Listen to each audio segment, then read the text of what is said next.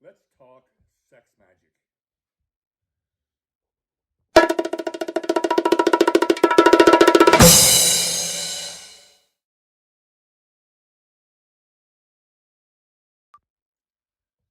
Sex magic. You know, that's one of those things that most of us have read about and secretly want to do, but are too shy, too timid, too self-conscious to actually participate. I'm hoping that with this talk, you will find a reason for some sex magic in your life. It is one of the most fulfilling, glorious things that you can do. One of the absolute best experiences you'll ever have. A little bit of sex magic in your life. What is it? Sex magic is not just the sex in and of itself.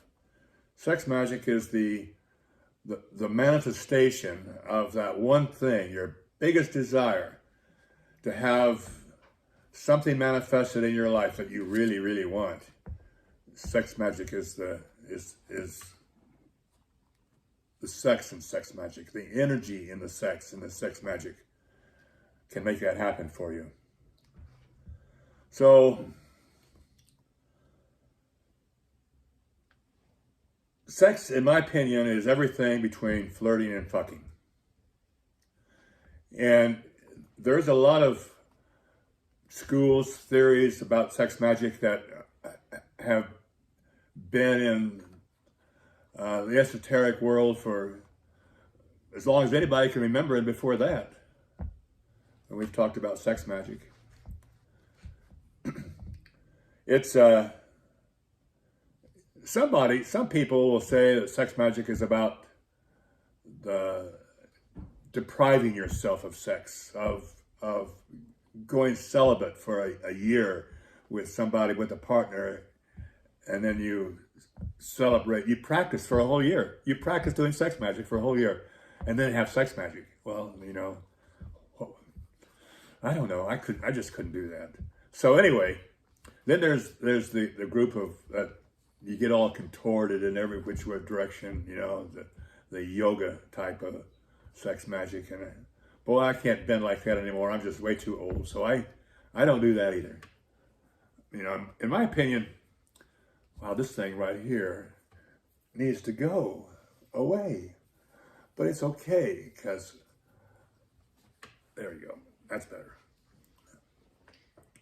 So, I don't know where I was at when I left off and that thing hit me in the face. But we'll just continue on.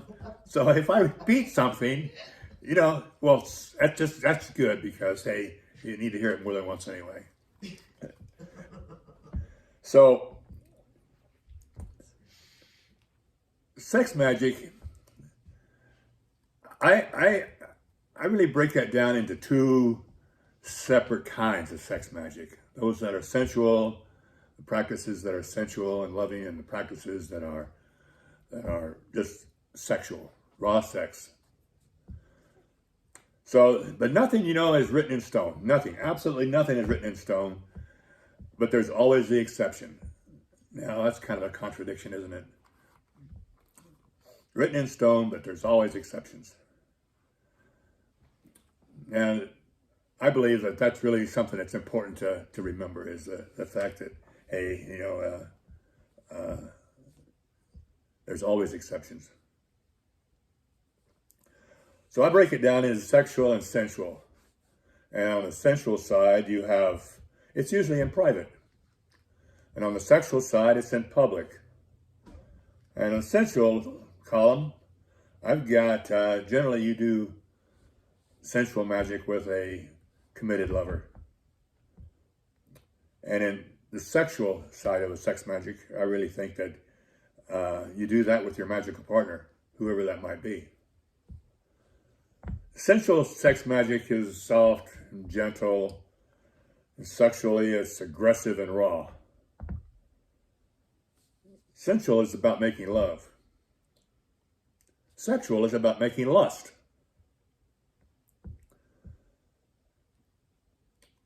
The sensual, the lovers, will be embraced and usually have sex in whatever the standard, accepted, socially accepted forms of sex. That's probably what they'll be doing. But in the sexual side of it,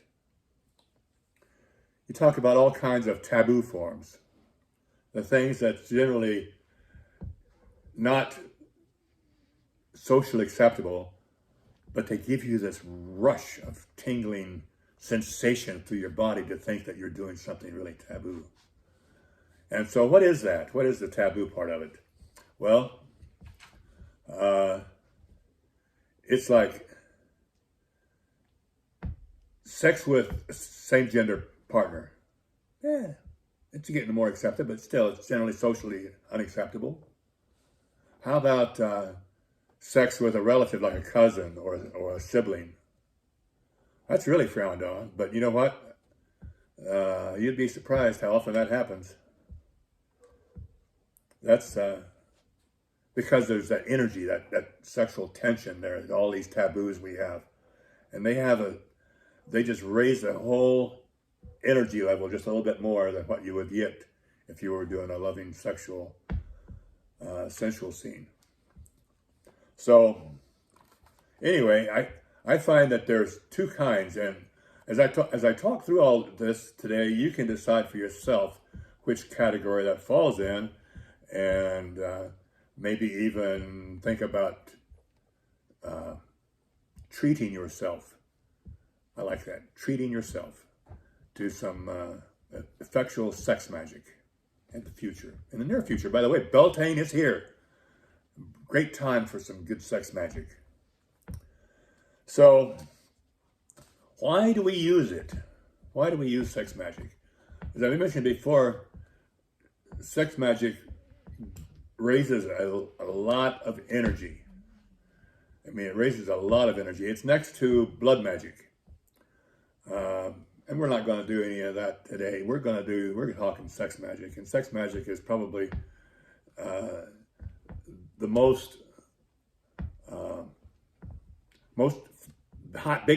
highest form of energy raising there is. So, for all practical purposes, sex magic is it. If you want to really raise a lot of energy to put into a big project, a big program, a big thing that you want to happen, to manifest something in your life, don't be selfish. But be selfish. Something that's for you. Of course, your partner. But your partner is responsible for his or her own fulfillment and pleasure. They're responsible for that. So they got to have their head in the right space too. But it's that's why we use sex magic to raise enough energy to manifest those things that we really desire most in our lives. You know, and there's where's my next page? You know, I got notes. I'm old. I forget. So anyway, I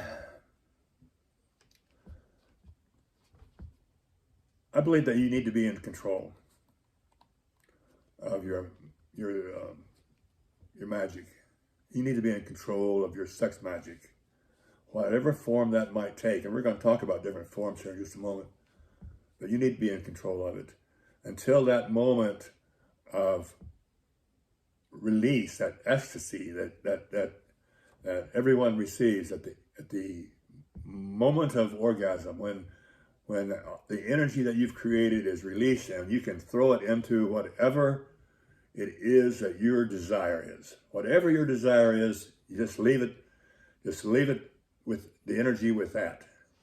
Just throw it in there, mix it in, mingle it, coat it, just whatever you visualize, throwing that energy into that desire, because you've got it visualized in your brain at that moment.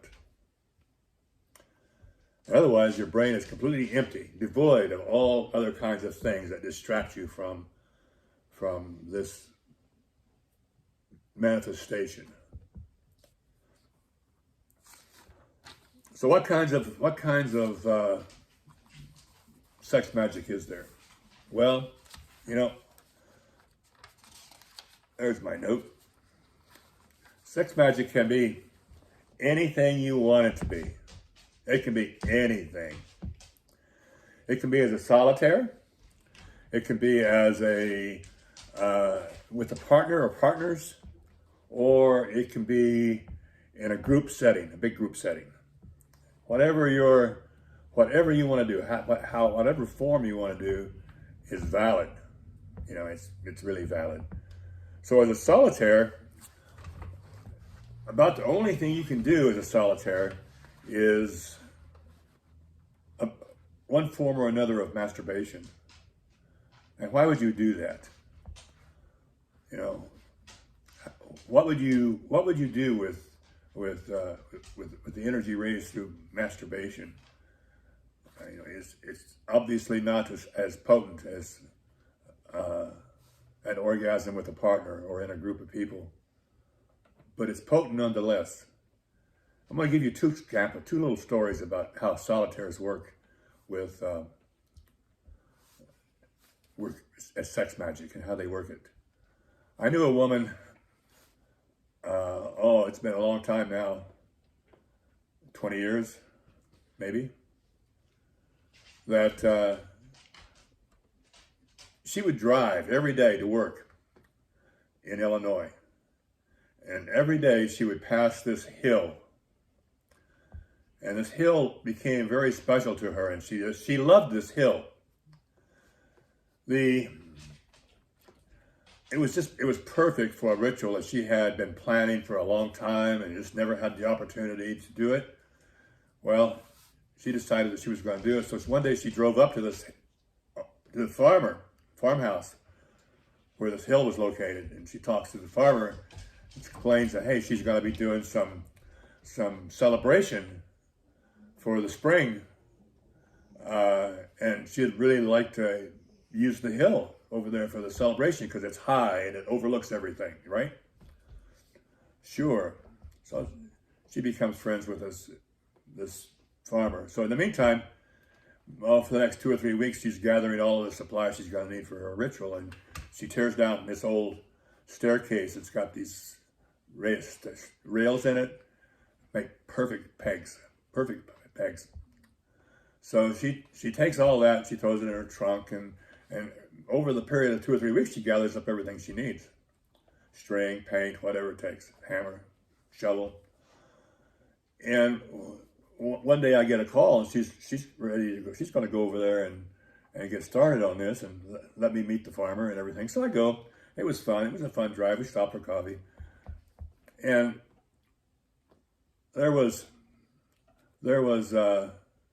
we get there, and the farmer come out to meet us in the yard. And Betty tells him, hey, we're going to go up to the top of the hill and we'll kind of lay things out for our celebration. Okay, so we go up the hill, we get out there, we drive up as far as we could, and then we hoof it from there to the top of the hill. And her whole idea was to make a sundial and have the sundial at the top of the hill in exactly the way it's aligned for that first morning spring sunlight as it comes up over the horizon. And so we did. We laid out these sticks, posts, and every day she would go out there and she would add one more because that's where the sun came up, and then one more and one more and one more, until she had like half a circle of these things in the east. So she knew exactly where the sun was going to come up on the spring equinox. She knew exactly where it was going to come up because she'd been measuring with these sticks, these posts, which she's been putting in the ground. So we leave. A couple of days later, she goes back. She picks me up early in the morning, real early in the morning, and we drive out there. And she has the place all set up, ready to go. She brings a blanket with her. She spreads the blanket out right in front of the post that's due east, where the sun's going to come up. And she gets naked and lays down on the blanket, spreads her legs to the east, and as that sun comes up, she takes the sun, the god, into herself as her. This was her sex magic that she was using to manifest, a nice temperate spring and warm rains, everything it takes to fertilize the land in the spring. And she was using sex magic as the energy raiser. So as soon as that sun came up over the horizon, it went directly into her, that light, and it energized her. And it energized me. It energized the farmer. I caught the farmer watching from down below. I don't know what he thought at that time. But that was sex magic. And some of you may remember this hill. Some of you may be old enough to remember this back when we did ritual there. We went back several times and did ritual on the hill in the next 4 or 5 years. And then after that, it just kind of petered out. She left, she moved away, and we quit using the hill. But solitary sex magic. Another form of solitary sex magic for a man would be to fertilize the soil with his seed in the spring to guarantee a good harvest. And I used to do that all the time, every year in the spring. I'd go to my backyard and I would masturbate, spread it out over the yard. It was great, and I always had more growth than I could handle. Now I don't do it, and I still have more growth than I can handle. Anyway, so that's another form of sex magic, because you're raising that energy for a very specific purpose, and you want to have as much energy there as you can under the circumstances. Masturbation is great. Then you have with partners, a partner or partners. I think partners work best, in my mind, for sex magic. It's not as abandoned as any kind of group magic would be, but two people on a blanket, or on the bed, or on the ground, or in front of the fireplace, or the bonfire, wherever that might be, doing sex magic could be really supremely effective. So some of the forms of sex magic you can do with a partner, and probably something everybody here has heard of, is breath exchange. Just close your eyes for a moment and visualize the two people. They're naked, they're sitting down face to face, and you come together to a point where your genitals are touching, and your faces are only just millimeters apart. And as one of you breathe in, the other one breathes out. Breathe in and breathe out. And you're exchanging your life force, the air, the oxygen, the nitrogen that's in the air, the droplets that appear with your breath. Every time you breathe droplets of whatever. So you exchange all of that back and forth. Your fluids, your air, back and forth. until it becomes like almost a rocking motion. And it can become a rocking motion. And, you know, earlier I talked about the differences between sensual and sexual. And I said that nothing is written in stone. But there's always exceptions to that. I think this is a good time to bring up this subject. It is a on the sensual side, you have consensual sex, and on the sexual side, you also have consensual sex. So that's an exception to the rule. You know, you want to have, or it could be the rule. In a lot of people's minds, that is the rule, that it must be consensual. I think the experience probably would be better, you know, having it consensual than otherwise. But whenever you start talking partners, you have to talk about consent. So that's my plug for consent. And you can, I hope anyway, that you apply that to your sex magic, any kind of sex, in fact, any kind of interactions, in fact. You know, they have to be consensual. So, along with partners and the breath exchange, you have sensual massage. And a sensual massage can be almost anything you want it to be, because what you're doing is that you are touching the entire body. And a lot of sensual massage, I forget what it's called. I wish I could remember that. But it's where you use your fingertips and you, instead of massaging the skin, you massage all those fine little hairs that are just all over your body. So you're massaging those things, and you have to be real gentle with it, or you start touching the skin. These things are all maybe 1/8 of an inch long, but they're everywhere on your body.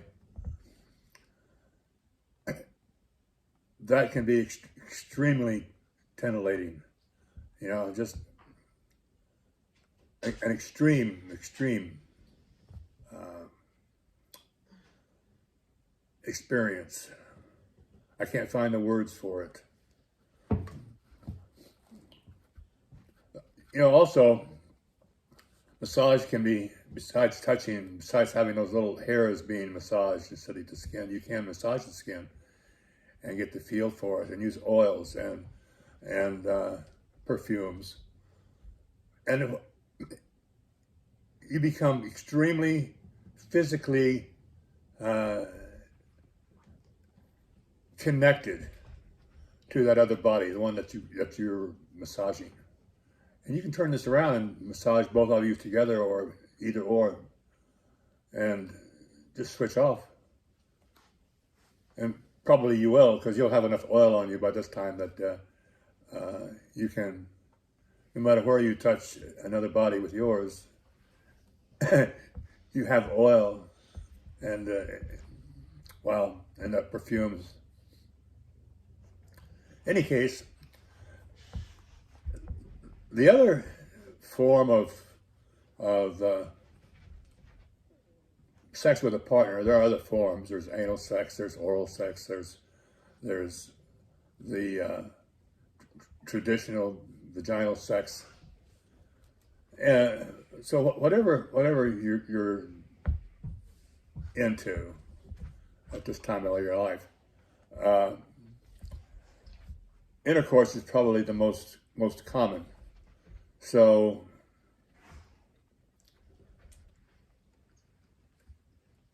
that's a form of sex magic where you're in sync with your partner. You're completely in sync, and as one rises, the other falls, just like the breath exchange, one in, one out. So, but you're taking it to another level. The intercourse is like the ultimate, because you can get to be so in sync with this that you have simultaneous orgasms, and that is probably the for partners. That's what you're striving for. Like, it can be the most explosive sensation, because at that very moment when that happens, everything else in your mind is gone. You don't think about anything. There's nothing there. Your body's on automatic, so you don't have to think about breathing and beating of your heart and all that kind of stuff, because your body's just on automatic right there, because your brain isn't working. And then all of a sudden it absorbs all this energy, and you have to put it someplace. So you throw it at that one again. You throw that energy out there at that thing that you're visualizing at that very moment. Your one thing. If you're not familiar with the one thing, there is lots of information out there about it. But it's that thing that you have that you desire so much that you'll do anything for. That's the one thing. Usually you don't have to do anything for it, but you would be willing to do anything. That's the one thing. One thing that you cannot live without. A lot of people think it's a partner, a romantic partner. Well, I think that's nonsense. There's a lot of stuff out there that more,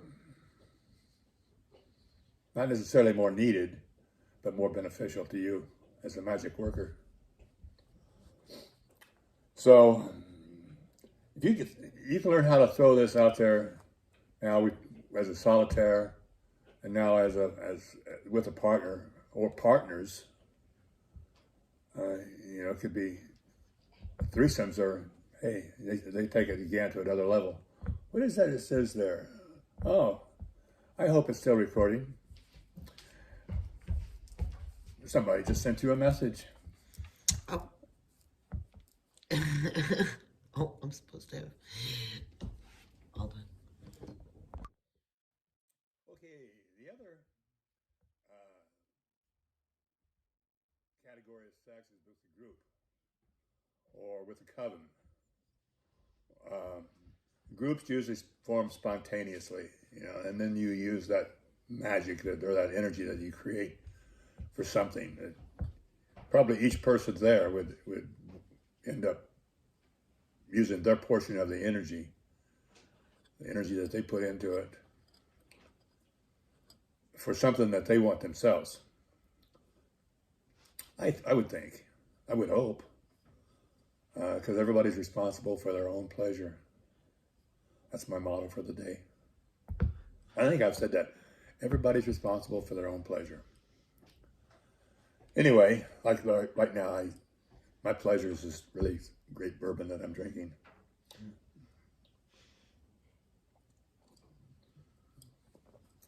We'll just set it right here. Group or coven sex is something that, like I say, is spontaneous. You really can't plan it, nor can you ever repeat it. I'm going to tell you a quick story, then we'll be all done with the sex magic talk, and you can decide what you want to do with it. One time, there was a little old lady lived in one of those 3-story mansions over in South City. And the whole upper floor was just a great big room. The entire 3rd floor was just one big room with a couple of little tiny side rooms off to the side. But that was a ballroom in its heyday. That's where everybody went to do the ballroom. It was the 3rd floor. A lot of these old houses in South City have 3rd floors that were at one time ballrooms. But anyway, she wanted to have a ritual, so she invites us over. And we didn't really know what to expect, for this house when we showed up there. But we did. We're glad we went. We'd do it again. but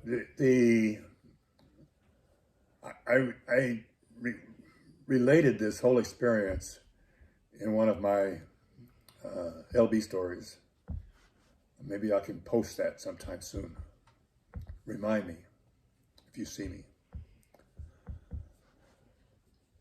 But we went to this home, and it was beautiful. Old doors, double doors out front, and she led us in the house, and we had a case of wine that we had ordered, and we brought it with us, and she broke out her china and her crystal glasses and whatever else she had there. And anyway, we all had a glass of wine while everybody was arriving, and went through about half of the wine, I guess.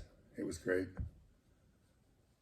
Anyway, as people finally start arriving and you have a crowd, we kind of mingled upstairs, put on some robes, and went into the ritual room, and it was upstairs there was this rug on the floor that was a great big pentagram, on this rug on the floor.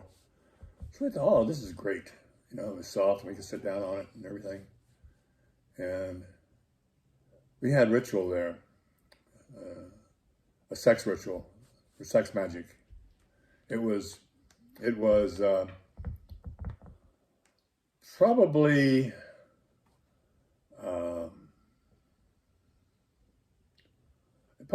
we were probably there 2 or 3 hours, I guess. Just having a grand time, after party. There's always an after party after ritual. You can make it whatever you want it to be. For us, anyway, there's always a party after ritual, after party. I think that when you have a group of people, just take a group of people around a bonfire, and folks start getting frisky, and they want to pleasure each other. They generally will. Sometimes it becomes something more than just a couple over in the corner. And when that happens, it's a spontaneous, sometimes orgy. Well, you know, I've only been to 2 of these my entire life, so they don't happen often. If they did, I'd be going to more of them. But this is the third way that you can generate a lot of energy, a lot. I mean, it's really a lot of energy. And if you have beforehand, if you have any kind of thing that you're trying to manifest, then all the better, because then all your energy will be going into that one thing rather than into individual things. But either way works. Either way, people will do whatever they need to do at the moment. People will do whatever they need to do at the moment. So anyway, I hope this has been informative. And I encourage you all to try some sex magic. If you don't have a partner and there's somebody that you want to work with some sex magic, ask them. What do you got to lose? You know. By the way, would you like to have some sex magic? Let's make some sex magic. Here's the thing I want to use it for. Well, some people will say no, but some people say yes, and then you have a great personal ritual with sex magic. But you got to ask. Thank you so much for listening, and I'll see you next time.